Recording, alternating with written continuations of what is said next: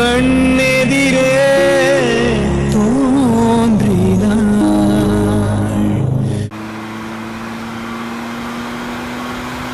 தங்கமே உன்முகம் கண்டே மின்னிட ஏங்குதே, வைரமே வைகரையாக மாறுதே.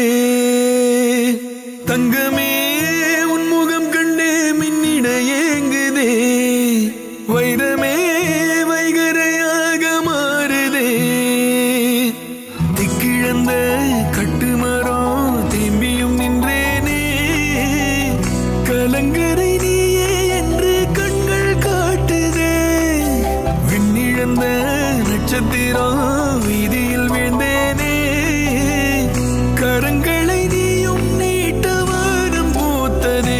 தங்கமே தூரி தூரி ரோய், வைரமே தூரி தூரி ரோய், வையமே தூரி தூரி ரோய், தெய்வமே தூரி தூரி ரோய். தங்கமே தூரி தூரி ரோய், வைரமே தூரி தூரி ரோய், வையமே தூரி தூரி ரோய், தெய்வமே தூரி தூரி ரோய்.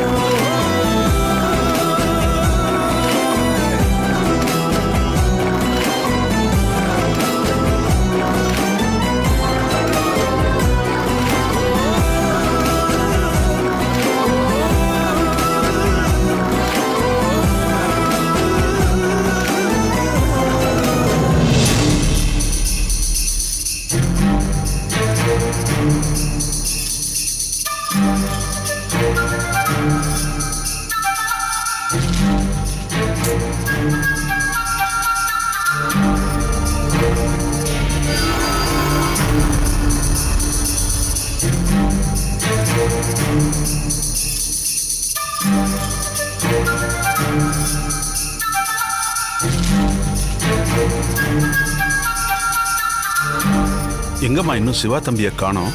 நல்லா தெரியும்ல, அவர் இந்த கோயிலுக்கு தான் வரேன்னு சொன்னாரு. ஆமாப்பா, சிவா சார் இந்த கோயிலுக்கு தான் என்ன வர சொன்னாரு. அப்புறம் ஏமா இவ்வளவு நேரம் ஆகியும் அந்த தம்பி இன்னும் வரல? அவர் சொன்ன நேரத்தை விட நேரம் அதிகமாயிடுச்சேம்மா. கோவில் வேற சாத்துற நேரம். அதான்ப்பா, எனக்கும் ஒன்றும் தெரியல.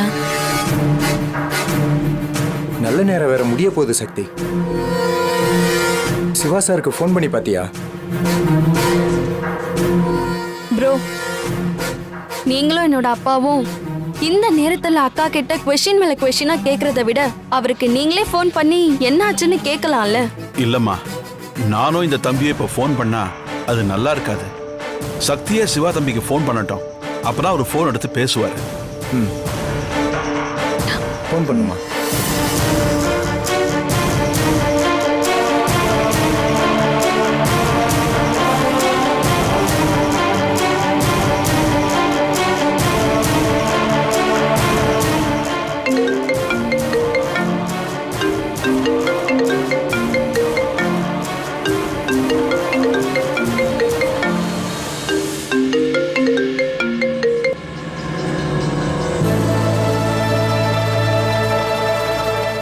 சக்தி, என்னாச்சு? போனை கட் பண்றாருன்னு.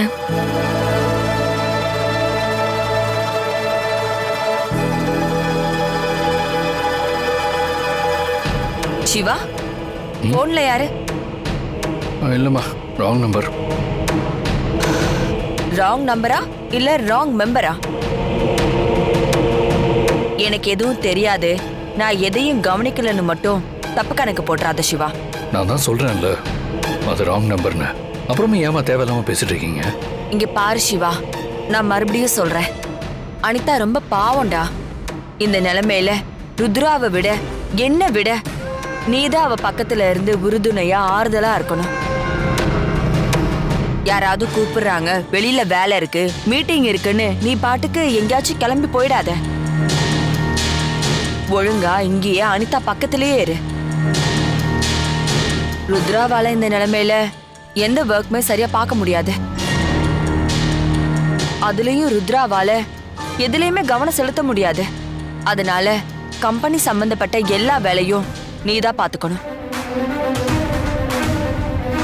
நான் இவ்வளவு சொன்னதுக்கு அப்புறமும் வில்லங்கம்மா அந்த வேலைக்காரி சக்தி கூட நீ பேசுறதும் பழகுறதும் இருந்தீனா அதை நம்ம அனிதாவாலையும் ருத்ராவாலையும் தாங்கிக்கவே முடியாது. அனிதா இப்ப இருக்கிற நிலைமையில இந்த வீடு இன்னொரு கஷ்டத்தை தாங்கிக்க முடியாதுடா. அனிதாவை பத்தி பேசி அம்மா என்ன குழப்புறாங்க. இன்னைக்குன்னு பார்த்து சக்தியை கல்யாணம் பண்ணிக்க கோவிலுக்கு வர சொல்லியிருக்கேன்.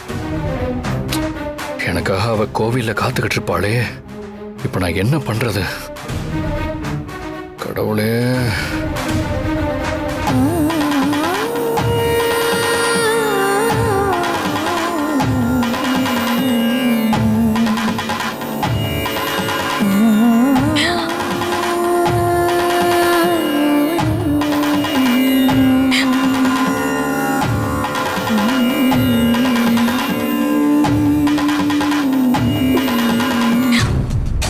அப்புறம் சிவா, இன்னொரு முக்கியமான விஷயம் உங்ககிட்ட சொல்லணும்.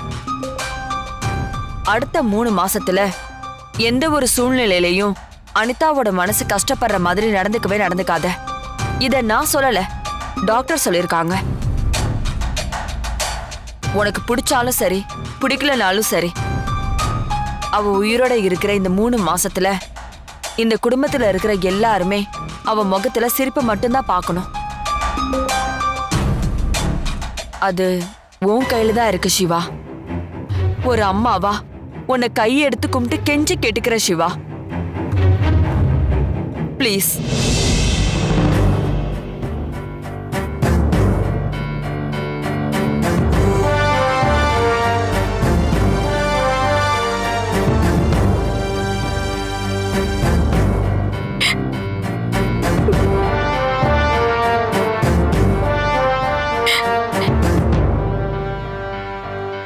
சக்தி, மறுபடியும் ட்ரை பண்ணி பாரு.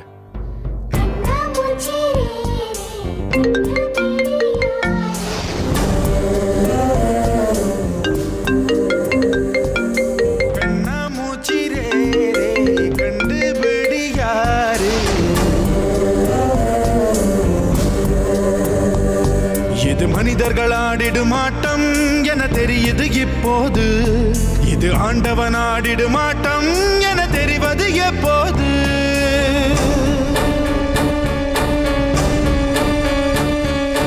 ஐயோ, இந்த ஆட்டத்தில் முடிவே இல்லையோ. ஐயோ, இந்த கூட்டத்தில் ஓய்வே இல்லையோ.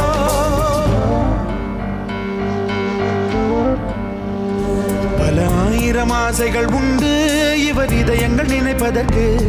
இந்த மனிதர்கள் தெய்வங்கள் இல்லை இங்கு நினைத்ததை முடிப்பதற்கு.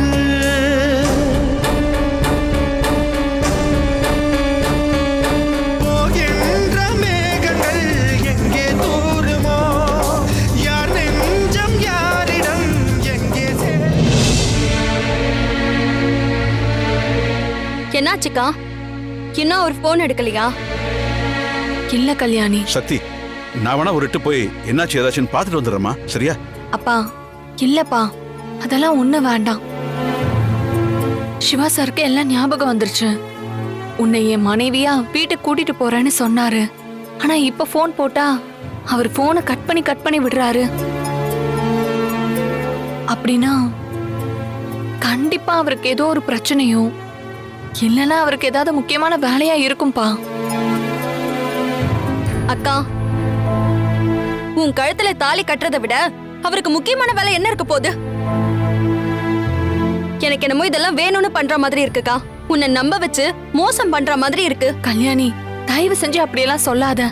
எனக்கு சிவா சாரை பத்தி நல்லா தெரியும். அவர் இங்க வரலனா ஏதோ ஒரு பிரச்சனையில தான் இருப்பாரு அவரு. கண்டிப்பா இதுக்கு பின்னாடி ஏதோ ஒரு காரணம் இருக்கும். அவசரப்பட்டு வார்த்தையை விடாத.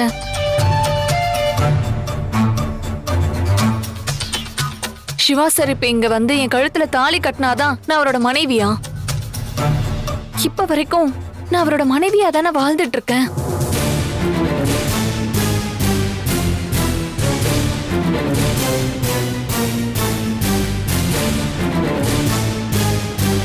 சக்தி கிட்டேருந்து ஃபோன் மேல ஃபோன் வந்துகிட்டே இருக்கு. ஆனா இப்ப இருக்கிற சிச்சுவேஷன்ல ஃபோன் எடுத்து சக்தி கிட்ட நிலைமையை சொல்லி புரிய வைக்க முடியாது. அதனால ஏதாவது ஒரு ரீசன் சொல்லிட்டு இங்கேருந்து கிளம்பிட வேண்டியதான்.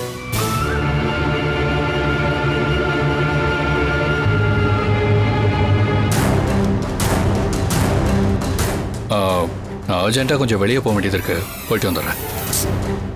நீ எங்க வேணாலும் போ, ஆனா போறதுக்கு முன்னாடி உன் கூட அனிதாவை கூட்டிட்டு போ, இல்லைன்னா நான் உன் கூட வரேன். அம்மா, நான் போகிற இடத்துக்குலாம் கூடவே அனிதாவை கூட்டிகிட்டு போக முடியாது.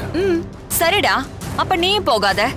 அர்ஜென்ட் ஒர்க்மா, நான் எப்படி போகாமல் இருக்க முடியும்? அப்படி என்ன அர்ஜென்ட்டான தலை போற காரியம்னு என்கிட்ட சொல்லு. என்ன சிவா, என்ன பதில் சொல்றதுன்னு யோசிச்சுட்டு இருக்கியா? உண்மையிலேயே நீ அர்ஜென்ட்டான ஒர்க்குக்கு போறதா இருந்தா உடனே என்கிட்ட சொல்லிருப்ப. ஆனா நீ இப்ப கிளம்பி போறது அந்த வேலைக்காரி சக்தியை பார்க்க தானே?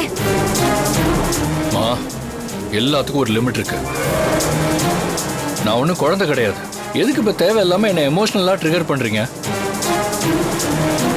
ப்ளீஸ்மா, என்னோட விஷயத்துல நீங்க தலையிடாதீங்க, புரிஞ்சுதா? உன்னோட விஷயத்துல நான் தலையிடாம வேற யாரிட தலையிடுவா? நான் இல்லாம தான் இந்த உலகத்துக்கு வந்துட்டியா? உன்கிட்ட கால்ல விழாத குறையா கெஞ்சி அனிதாவோட நிலைமை நான் எடுத்து சொல்லியும் நீ அந்த சக்தியை பார்க்க போறியே, உனக்கெல்லாம் கொஞ்சம் கூட மனசாட்சி இல்லையா சிவா? சக்தி, இன்னுமா அவரு வராம இருப்பாரு? எனக்கு என்னமோ நம்பிக்கை இல்லை சக்தி. உன் மனசு கஷ்டப்படக்கூடாதுன்னு தான் நான் அங்க வந்து நின்னேன். ஆனா எனக்கு சிவா சாரை பத்தி நல்லா தெரியும். அந்த ஃபேமிலியிலேயே சிவா சாரோட கேரக்டர் தான் ரொம்ப நல்ல கேரக்டர். எனக்கும் நீ சொல்ற மாதிரி தான் அவர் ஏதோ ஒரு ப்ராப்ளத்துல மாட்டியிருப்பாருன்னு தோணுது. ரொம்ப நாளைக்கு அப்புறம் என் பொண்ணோட வாழ்க்கையில இப்பதான் ஒரு விழுகாலம் வந்திருக்குன்னு நான் அதை நினைச்சு சந்தோஷப்பட்டுக்கிட்டு இருந்தேன். ஆனா அது அந்த கடவுளுக்கே பொறுக்கல.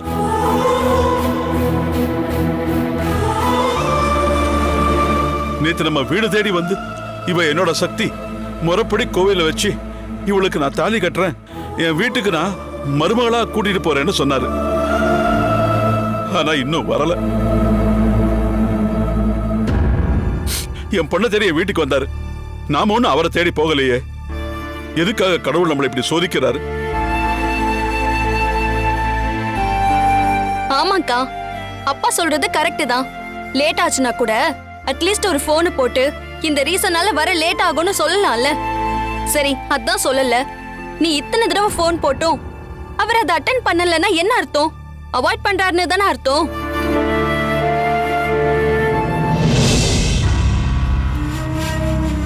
பாவம் இந்த பொண்ணு காலையிலிருந்து மாலையும் கழுத்துமா கோயிலே நிக்குது.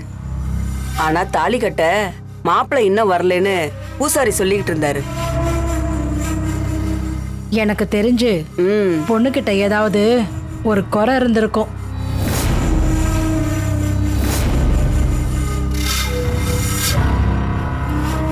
அந்த உண்மை கடைசி நேரத்துல மாப்பிள்ளைக்கு தெரிஞ்சிருக்கும்.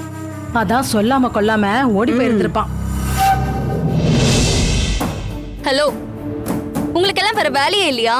கோயிலுக்கு வந்தா உருப்படியா சாமியை கும்பிட்டு உங்க குடும்பத்துல என்ன பிரச்சனை இருக்கோ அதை சரி பண்ண வேண்டிக்கிட்டு போங்க. அதை விட்டுட்டு அடுத்து உங்க ஃபேமிலில என்ன நடக்குதுன்னு தெரிஞ்சுக்கிட்டு மேலும் பாவத்தை சம்பாதிக்காதீங்க. போங்க ஃபர்ஸ்ட். சரி வா போலாம்.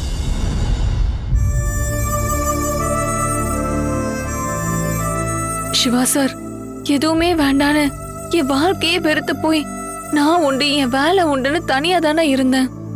ஆனா நீங்களே தேடி வந்து அவ்வளவு அன்பை கொடுத்து இப்படி என்ன அனாதையா தவிக்க விட்டீங்களே சார். என்னோட கஷ்டத்தை வெளியில சொல்லி புலம்ப முடியல சார். மனசு ரொம்ப வலிக்குது சிவா சார்.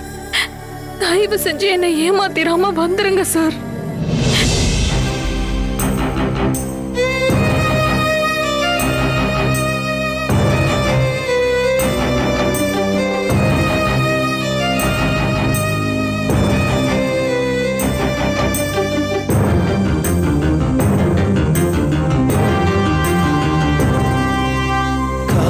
காதல்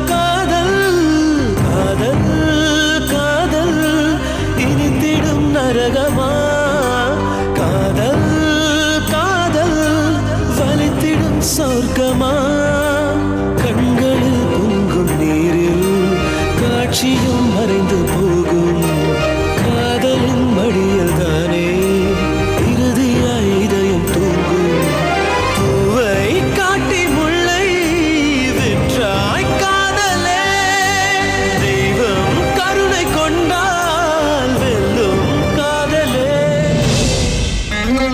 சக்தி. இனிமே உன்னோட வாழ்க்கை ரொம்ப நல்லா இருக்க போகுதுன்னு நினைச்சு ரொம்ப சந்தோஷமா இருந்தேன். ஆனா இன்னைக்கு உன்னைய இந்த நிலைமையில கண்ணீரோட பாக்குறது என்னால தாங்க முடியல. ஒரு அண்ணனா நான் உங்ககிட்ட கெஞ்சி கேட்டுக்கிறேன், இதுக்கு மேல இங்க இருக்க வேணாம் சக்தி. ரொம்ப நேரம் ஆயிடுச்சு. வா, நம்ம வீட்டுக்கு போலாம். ஓடும் மேகங்கள் ஓய்வு கொள்ளலாம், மழையாய் பொழிந்தே தன் பாரம் தீர்க்கலாம். வாமா போலாம். அழுதால் கூட தீரா சுமையே, காதல் தீயில் கருகும் இமையே. காதல் காதல் இனித்திடும் நரகமா, காதல் காதல் வலித்திடும் சொர்க்கமா. கண்களில் பொங்கும் நீரில் காட்சியும் மறைந்து போகும், காதலின் மடியில் தானே இறுதியாய் இதயம் தூங்கும். பூவை காட்டி முல்லை வெற்றாய் காதலே, தெய்வம் கருணை கொண்டால் வெல்லும் காதலே.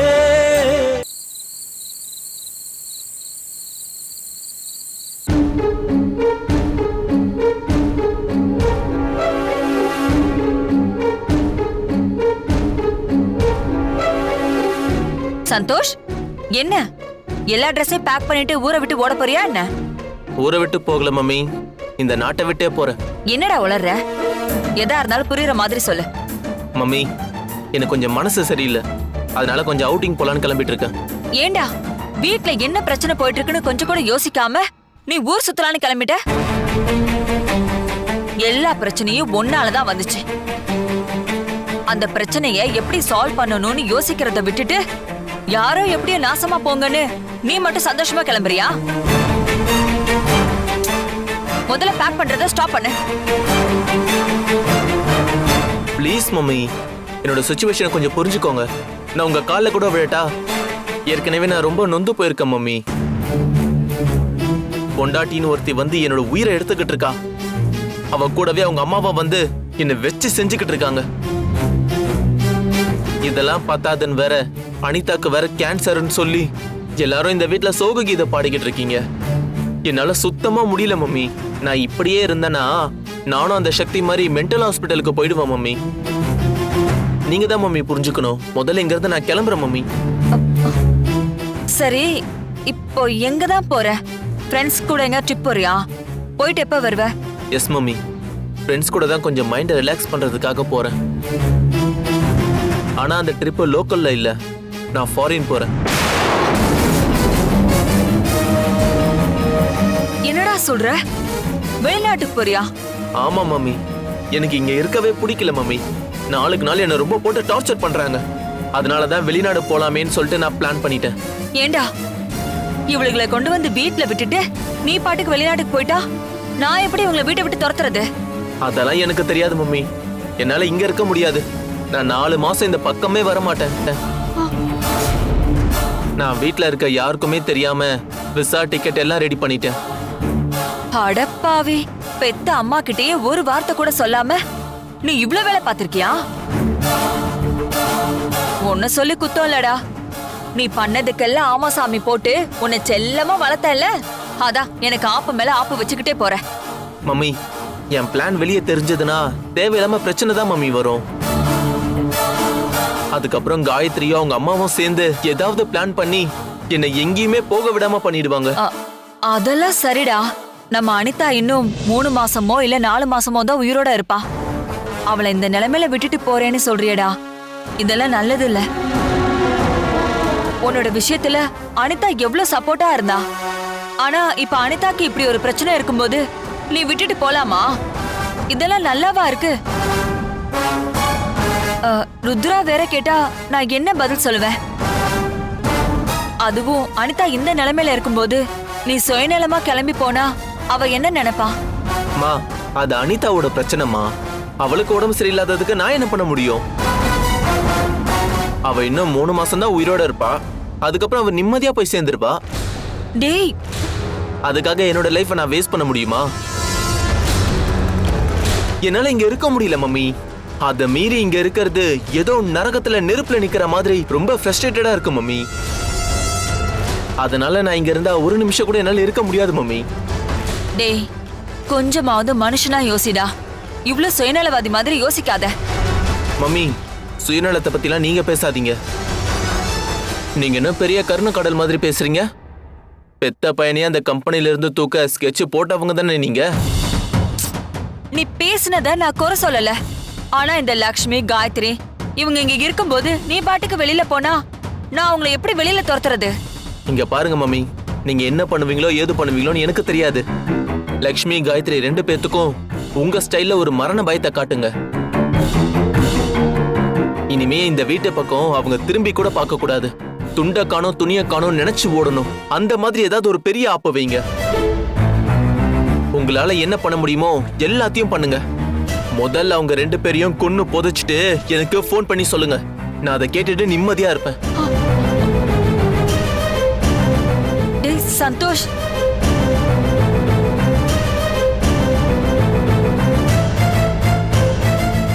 இவன் என்ன இப்படி சொல்லிட்டு போறான்? எல்லா பிரச்சனையும் வீட்ல உருவாக்கி விட்டுட்டு இவன் மட்டும் நிம்மதியா இருக்கணும்னு கிளம்பி போறான். எல்லாம் என் தலை எழுத்து.